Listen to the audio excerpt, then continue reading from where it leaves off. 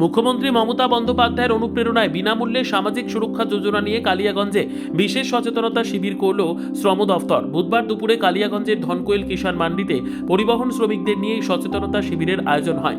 জেলা শ্রম দপ্তরের বলদেব মণ্ডল, সুমন্ত হালদার এবং কালিয়াগঞ্জ ব্লক শ্রম ইন্সপেক্টর সুদীপ্ত সাহা, জেলা পরিষদের পূর্ত কর্মাধ্যক্ষ নিতাই বৈশ্য, জেলা পরিষদের সদস্য তথা আইএনটিটিইউসির জেলা সভাপতি রামদেব সাহানি, পঞ্চায়েত সমিতির সভাপতি হিরণ্ময় সরকার, ধনকোয়েল পঞ্চায়েত প্রধান প্রীতি রায় বর্মন প্রমুখ। পশ্চিমবঙ্গ শ্রম দপ্তরের অধীনে বিনামূল্যে সামাজিক সুরক্ষা যোজনায় পরিবহন শ্রমিকরা কী ধরনের সুযোগ সুবিধা পেতে পারে সেই বিষয়গুলো তুলে ধরা হয় এই সচেতনতা শিবিরে।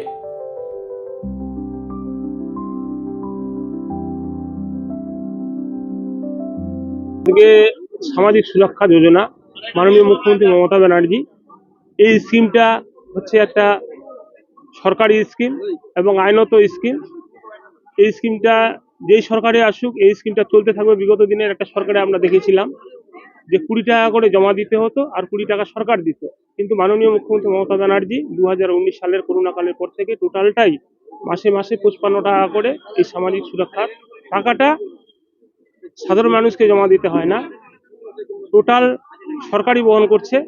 তার জন্যই আজকে আমাদের সচেতনতা শিবির আমাদের কালিয়াগঞ্জ ব্লকের, এটা শ্রম দপ্তর থেকে আজকে ক্যাম্প ছিল। এই ক্যাম্পটার জন্যই আমরা প্রচারে নেমেছি।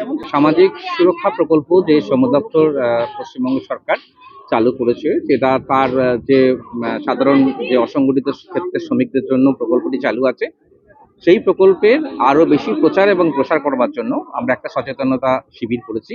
আসলে এই সচেতনতা শিবিরে হচ্ছে আমাদের যে সামাজিক সুরক্ষা মাস যে উদযাপন হচ্ছে, প্রত্যেক বছর জানুয়ারি মাসে এই সামাজিক সুরক্ষা মাস উদযাপন হয়। তাই এই সামাজিক সুরক্ষা মাস উদযাপনের মধ্য দিয়ে এই প্রকল্পের আরো একটু বাস্তবায়িতা রূপকে ফিরে দেওয়ার জন্য, মানুষের কাছে তুলে ধরার জন্য, সেটা মানুষের ফিডব্যাকটা পাওয়ার জন্য এটা আমাদের আজকে একটি বিশেষ সচেতনতা শিবির। ব্যুরো রিপোর্ট, উত্তর বাংলা সংবাদ।